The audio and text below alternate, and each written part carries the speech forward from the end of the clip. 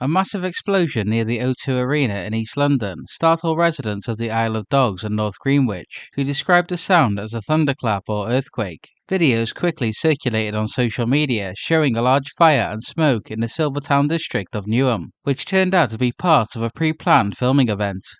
The London Fire Brigade and police assured the public that there was no danger, although the blaze had spread out of control, damaging vehicles but causing no injuries. Despite prior announcements of controlled explosions, many locals were caught off guard, mistaking the event for a real emergency.